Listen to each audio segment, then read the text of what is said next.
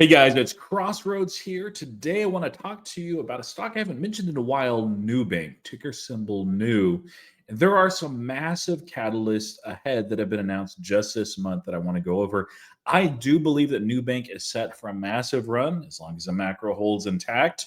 And it's looking good even right now, despite that. It's one of my larger holdings that I've been pouring into over the last few months. So Nubank is at 1576 if you look at it year to date. For a long time, it was underwater or trading just at the S&P 500. Now it's up about almost 50%. If we look at it over the last year, yeah, it's tracking basically with the S&P 500. This, of course, sadly, is when I went in pretty heavy. So I'm not as up as much as I'd like to be with my position, but I am thinking about adding and buying more even here, even though I was doing it at a lower level as well, mostly through options. Now, what am I looking at? What am I seeing exactly? So, smaller catalyst, this is just more of a near term thing. Of course, the Brazilian real is most of the revenue that they actually earn through.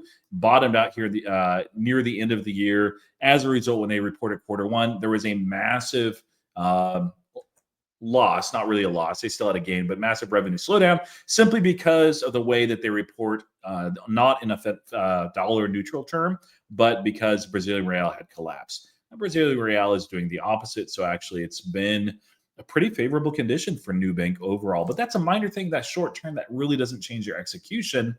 And there are some bearish things out there. Revolut, of course, is looking at launching in Mexico. They're going to launch with some different products, but eventually they will get into lending with Nubank. And of course, Mercado Libre is already there. There's some geopolitical stuff in Brazil. You can always find something negative with this company, but you cannot fault them with their execution. And there's three big announcements, big events that happened over this last month that I think really showcase the future direction of this company.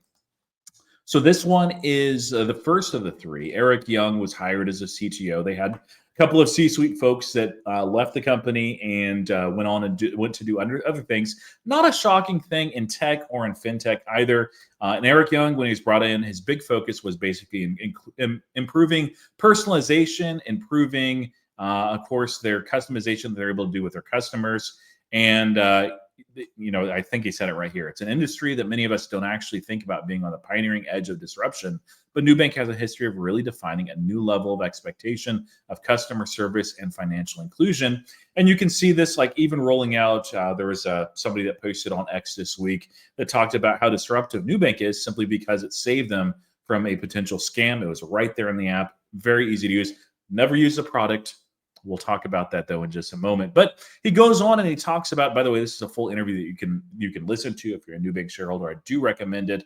But the integration of AI, and this is not them just saying AI 100 different times, but they talk about automation rather, personalization as well, and just all the different things that they can do with it. So very interesting next vector in finance and in fintech. There's a ton of things you can do with AI just to automate things, give things a better user experience as well.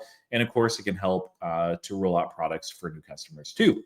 Now, that is the first and actually the smallest piece of news. This one was a bigger deal. Michael Riani, you can see him on X here, was announced as joining Nubank as the head of crypto. To my knowledge, this is a brand new position. I don't believe they had it before. If they did, I wasn't aware of it. I don't think most of us were either. Now, who is Michael Riani exactly? Well, this is his LinkedIn profile. And you can see right up here, he has all the right companies in his resume, in his curriculum vitae. Of course, Nubank now, Tesla previously, and Apple Pay, that should be an Apple right there, and also Coinbase.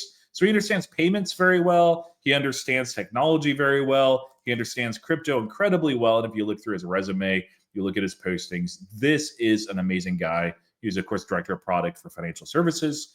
And he also has familiarity with Cash App so that's a good thing as well with Bitcoin as well. So this is, I think, a really good hire that's basically there to help crypto really be deployed across Nubank as far as the ecosystem. Now, he does talk about in this post, which is his initial post after joining, basically the opportunity and how amazing Nubank is. But he also goes through and he says, hey, there's three seismic shifts that are reshaping the future, and Nubank is poised to lead. So Bitcoin and stablecoins are redefining global money and payment infrastructure. And honestly, there is a lot of opportunity what they can do, more so for Nubank with stablecoins, especially as it relates to international remittances, as it relates to even payments as well. Decentralization is transforming financial services, identity, and digital ownership. Of course, blockchain's a part of that too. And AI, again, there it is reshaping banking with personal, intuitive, and tailored experiences.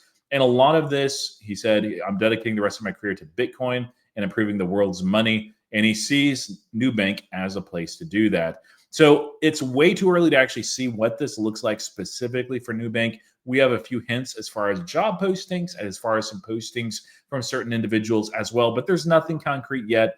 I'm sure that they will tell us here in the near future. We'll let him land, but he is the right person for the right job.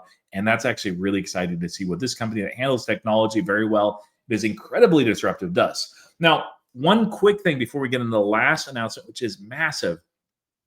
Brazil is where the hub is for Nubank. They captured a huge amount of the population. There's still a ton of TAM, but they're also, by the way, in Colombia and also in Mexico. You can see, it's kind of hard to see right here, but there's little flags right there. The amount of population that they reach, 13% in Mexico versus 60% in Brazil and only 9% in Colombia. Those are just starting out. Now, they did apply for a banking permit in Argentina. There's some geopolitical stuff there, so it's always a question of when they actually penetrate that market. But they just announced a non-Latin America expansion today. Sort of. This is this piece of news right here. Nubank applies for U.S. National Bank Charter. So the application is a preparatory stage supporting Nubank's long-term vision of expanding its customer-centric, tech-driven digital banking platform beyond Latin America. Now, we already knew that this was part of the vision. They weren't just saying, you know, we will dominate in Latin America and we will leave the rest of the world to everybody else. There are massive underbanked populations, some in Southeast Asia, a lot in Africa, and there's other places in the world too. Now, you might say, but Roy, this is the United States. If anything, we are not underbanked. And that's true for the most part. We have a lot of excellent banks there. Of course, I'm investing in SoFi, which is more than a bank, but it is a bank. Robinhood has a bank. There's a lot of good ones out there. JP Morgan Chase is a fine bank.